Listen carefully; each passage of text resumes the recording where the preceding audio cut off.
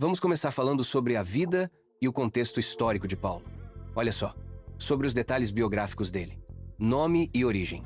O nome original dele era Saulo. Ele nasceu lá em Tarso, na Cilícia, que hoje é a Turquia, numa família judia da tribo de Benjamim. Isso está lá em Filipenses, capítulo 3, versículo 5. E um detalhe importante, ele também era cidadão romano, como a gente vê em Atos, capítulo 22, versículos 25 a 28, e por isso tinha o nome romano Paulo. Datas. Sobre as datas, não temos certeza absoluta do nascimento e da morte dele. Mas a estimativa é que ele tenha nascido ali entre os anos 5 e 10 depois de Cristo e morrido entre 64 e 67, também depois de Cristo. Educação.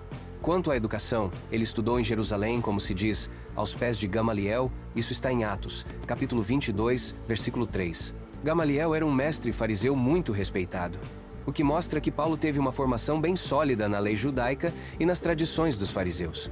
Profissão. E olha que interessante. Além de todo esse estudo religioso, Paulo tinha uma profissão. Ele era fabricante de tendas, como lemos em Atos, capítulo 18, versículo 3. Ele usava esse trabalho para se sustentar enquanto realizava seu ministério. Perseguição à igreja. Agora, antes de se converter, Paulo era um fariseu muito dedicado, sabe? E ele perseguia para valer a igreja cristã. Ele achava que era uma seita herética. Tem várias passagens que falam disso, como em Atos, capítulo 8, versículos 1 a 3, e capítulo 9, versículos 1 e 2. Também em Gálatas, capítulo 1, versículos 13 e 14. E Filipenses, capítulo 3, versículo 6. Conversão. Mas aí, a vida dele deu uma virada completa. Aconteceu quando ele teve aquele encontro marcante com Jesus ressuscitado lá no caminho de Damasco. Essa história está contada em Atos, capítulo 9, versículos 3 a 19, capítulo 22, versículos 6 a 21 e capítulo 26, versículos 12 a 18. Esse momento transformou Paulo. De perseguidor, ele se tornou um dos apóstolos mais cheios de fervor por Cristo. Viagens missionárias. Depois disso, já convertido, Paulo fez 3 grandes viagens missionárias pela região leste do Mediterrâneo. Ele fundou várias igrejas e levou o evangelho principalmente aos gentios, ou seja, aos não-judeus. O livro de Atos, dos capítulos 13 ao 21, conta sobre essas viagens. Prisão e morte. Por causa da fé, Paulo acabou sendo preso várias vezes. A tradição da igreja conta que ele foi preso em Roma e morreu lá como mártir, provavelmente naquela perseguição do imperador Nero, por volta dos anos 64 a 67 depois de Cristo. Agora, vamos entender um pouco o mundo em que Paulo viveu, o contexto histórico e cultural. Ele viveu no primeiro século depois de Cristo, uma época fundamental para o cristianismo começar a se espalhar logo depois da morte e ressurreição de Jesus. O Império Romano dominava tudo na época.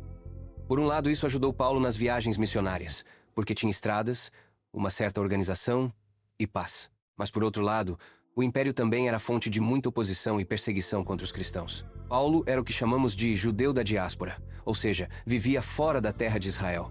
Ele falava grego fluentemente e conhecia bem a cultura grega, o helenismo. E ele usou todo esse conhecimento para conseguir falar do evangelho tanto com judeus quanto com gentios, os não-judeus. Naquele tempo, o mundo romano tinha muitas religiões diferentes. Existiam vários cultos, filosofias e aquelas religiões de mistério, todas disputando a atenção e a fé das pessoas. E quais foram as grandes influências no pensamento de Paulo? Primeiro, a formação dele como judeu fariseu foi muito forte. Isso deu a ele um conhecimento profundo das escrituras hebraicas, o Antigo Testamento e das tradições judaicas. Mas, sem dúvida, a maior influência foi a revelação de Jesus Cristo. A experiência que ele teve com Jesus na estrada de Damasco e tudo o que ele pensou sobre quem era Jesus e o que ele fez. Isso mudou completamente a teologia dele. E também a cultura helenística, a cultura grega.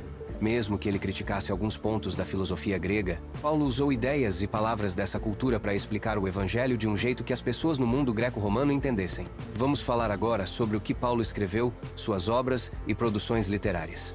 As cartas paulinas. No Novo Testamento, temos 13 cartas que tradicionalmente são ditas como sendo de Paulo. São elas: Romanos, 1ª e 2ª Coríntios, Gálatas, Efésios, Filipenses, Colossenses, 1ª e 2ª Tessalonicenses, 1ª e 2ª Timóteo, Tito e Filemão. Autoria. Agora, é bom saber que os estudiosos debatem se Paulo escreveu mesmo todas essas 13. Há um consenso maior sobre 7 delas. Romanos, 1ª e 2ª Coríntios, Gálatas, Filipenses, 1ª Tessalonicenses e Filemão. Essas são consideradas sem dúvida de Paulo. As outras, Efésios, Colossenses, 2 Tessalonicenses, 1 e 2 Timóteo e Tito, muitos acham que foram escritas por discípulos dele. Em nome dele, sabe? São as chamadas deuteropaulinas. Mas tem gente que ainda defende que Paulo escreveu todas as 13. Gênero literário. O tipo de texto que ele escrevia eram epístolas, ou seja, cartas mesmo, que ele mandava para igrejas específicas ou para algumas pessoas. Propósito. E para que serviam essas cartas? Basicamente para ensinar, corrigir alguma coisa errada, dar ânimo e fortalecer as igrejas que ele tinha fundado ou com as quais ele se correspondia. Nessas cartas, ele trata de um monte de assuntos: teologia, como viver de forma correta, questões práticas das igrejas. Vamos dar uma olhada rápida em algumas das cartas mais importantes. Por exemplo, a carta aos Romanos. Ela foi escrita provavelmente lá pelos anos 55 a 57 depois de Cristo.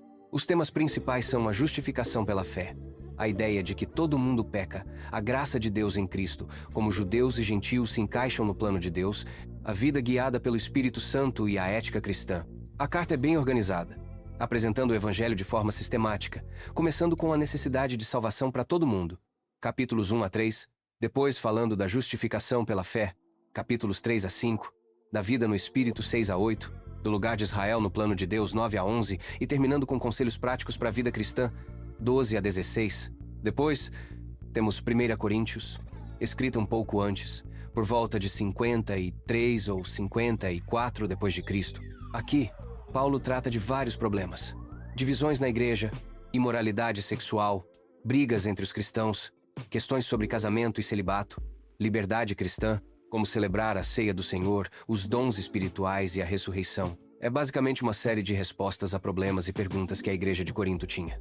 E a carta aos Gálatas, escrita talvez entre 48 e 55 depois de Cristo.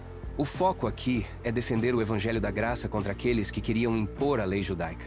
Paulo fala muito sobre justificação pela fé, a liberdade em Cristo, a vida no Espírito e os frutos do Espírito. É uma defesa bem forte, cheia de paixão da autoridade dele como apóstolo e do evangelho da graça, com uma bronca nos Gálatas por estarem se desviando da verdade. Sobre a recepção e influência das cartas. Não dá nem para medir a influência que as cartas de Paulo tiveram na história do cristianismo. Elas foram essenciais para desenvolver a teologia cristã, a ética, o jeito de entender a igreja e até a forma dos cultos. Muita gente considera Paulo o teólogo mais importante do início do cristianismo. E o que ele escreveu mudou profundamente como entendemos quem foi Jesus e o que ele fez, como somos salvos, o que é a igreja e como deve ser a vida cristã. Até hoje, as cartas dele são muito lidas e estudadas e continuam desafiando e inspirando cristãos no mundo todo. E sobre a teologia de Paulo, o que ele ensinou de mais importante? Quais as principais ênfases? Cristologia. Sobre Jesus Cristo, Paulo ensinou coisas muito importantes. Afirmou que Jesus é divino, que existia antes de vir ao mundo, que se tornou humano, morreu por nossos pecados, ressuscitou e foi exaltado. Ele chamava Jesus de Senhor, Cristo, Filho de Deus, Salvador. Soteriologia, doutrina da salvação. Sobre a salvação, Paulo deixou bem claro: a gente é salvo pela graça de Deus, por meio da fé em Jesus Cristo, e não por obedecer à lei. Ele falava muito da justificação pela fé, da reconciliação com Deus, de sermos adotados como filhos e da transformação que o Espírito Santo faz na vida de quem crê. Antropologia teológica, o estudo do ser humano. Sobre o ser humano, Paulo mostrava que todos nós somos marcados pelo pecado e estamos separados de Deus. Ele dizia que todo mundo peca e ninguém consegue se salvar sozinho, por mérito próprio. Eclesiologia, a doutrina da igreja.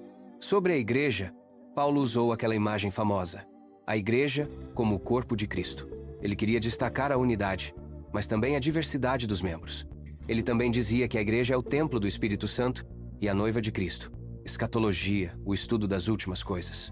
Sobre o futuro fim dos tempos, Paulo ensinava sobre a esperança da volta de Cristo, a ressurreição dos mortos, o julgamento final e a chegada completa do reino de Deus. Ética.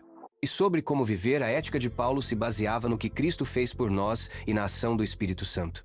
Ele pedia aos cristãos para viverem de um jeito digno do chamado deles, com amor, humildade, união, pureza e também respeitando as autoridades constituídas. É interessante notar que o pensamento de Paulo não nasceu pronto. Ele foi se desenvolvendo ao longo do ministério dele, conforme ele pensava mais sobre o evangelho e enfrentava novos desafios nas missões. Dá para ver essa evolução nas cartas dele, um aprofundamento cada vez maior no entendimento sobre Jesus e o que isso significa para a nossa vida. E quais foram as grandes contribuições originais de Paulo. A justificação pela fé. A ideia da justificação pela fé, e não pelas obras da lei, é talvez a marca registrada de Paulo, uma das suas ideias mais fortes e que mais influenciou o cristianismo. A teologia da cruz. Paulo colocou a cruz de Cristo bem no centro de tudo, vendo nela o maior ato de amor e redenção de Deus. A igreja como corpo de Cristo. A imagem da igreja como corpo de Cristo também foi uma ideia original de Paulo para explicar como a igreja funciona, com unidade orgânica e interdependência entre os membros. A evangelização dos gentios. E a evangelização dos não-judeus, os gentios. Paulo foi o grande apóstolo para eles. E a teologia dele abriu as portas para que os gentios entrassem na igreja sem precisar seguir toda a lei mosaica, como a circuncisão. Mas nem tudo são flores, né? Alguns pontos dos ensinos de Paulo geraram e ainda geram controvérsias e debates. Relação entre fé e obras. Por exemplo, a relação entre fé e obras. Como entender a justificação pela fé que Paulo ensinou? Isso foi muito debatido ao longo da história. A Reforma Protestante, com Lutero, se baseou muito na interpretação dele sobre isso. Relação entre lei e graça. Outro ponto é a tensão entre a lei e a graça nos escritos de Paulo.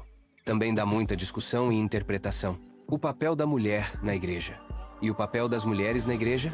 Aquelas passagens, como em 1 Coríntios, capítulo 14, versículos 34 e 35, e 1 Timóteo, capítulo 2, versículos 11 a 15, são bem controversas e interpretadas de jeitos diferentes até hoje em diferentes grupos cristãos.